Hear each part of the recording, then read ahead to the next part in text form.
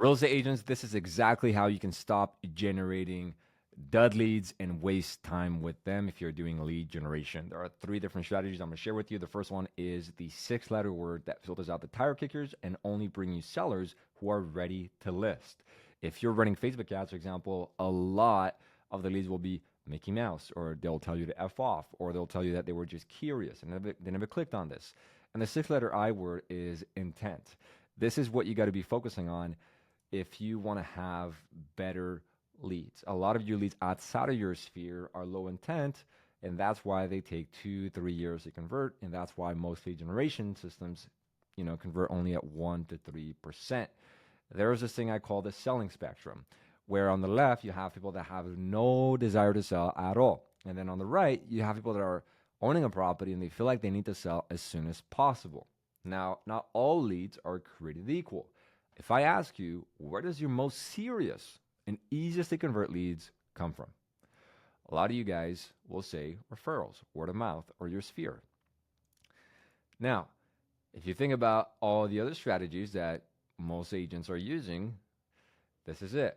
Facebook ads will be here on the low end, where a lot of the leads they don't really want to be selling. And then you have Zillow. Maybe they have a little higher intent.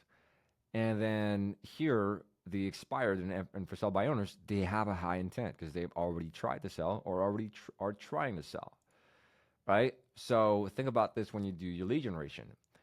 When you do Facebook ads, it's interruption marketing, not intent-based marketing. Your ad is just interrupting them scrolling on their phone when they're sitting on the toilet.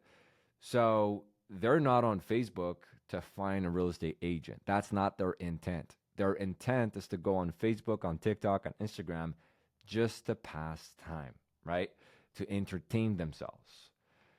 So they are maybe 2% of the homeowners out there that are ready to sell right now. Instead of playing the game of capturing leads who are not ready to sell and trying to nurture them for months and years, like most people do, I say, how about we try to focus on the 2%, even though it's less people, but that way you're not going to be wasting your time calling duds, right? So serious sellers are looking for an agent. Okay, the guys that are already like, hey, I have a home, I want to sell it. Okay, they've committed to sell. They're not looking for a CMA or a list of homes. Like they already know how much their house is approximately worth. What they're really looking for is an agent. They're looking for that real estate agent that will list their home, or they're looking for ways to increase the value of their home to sell as soon as possible with little effort on their end. So YouTube is owned by Google. Okay. And so if you use a platform like YouTube and Google, you're going to have a higher intent of a lead compared to Facebook, Instagram, or TikTok. The reason that is because Google is the number one search engine on the planet right now, followed by YouTube. And so anyone who is looking for keywords like real estate agents, they would have a high intent. Or anyone looking for how to increase the value of my house, they would have a higher intent. You're not going to get duds. You're not going to have tire kickers that are looking for those things. So I say use those platforms that have a higher intent. Strategy number 2, in order to filter out the duds and the guys that are not really qualified, I'm going to show you how to never get the, oh, I don't remember filling that out.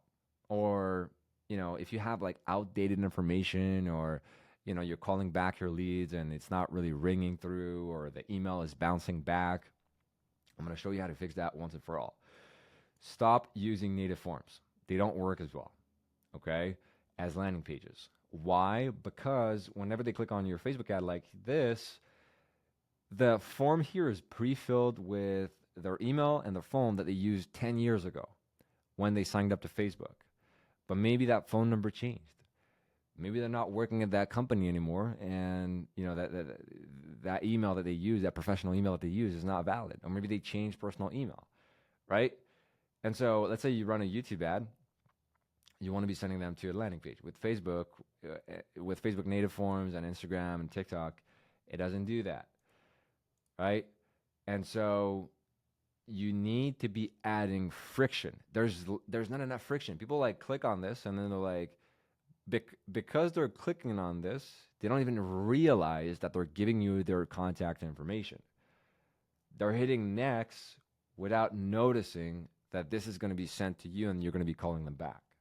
They were just curious to see if they could get, for example, here are the list of homes automatically without having to send you their contact information. Okay.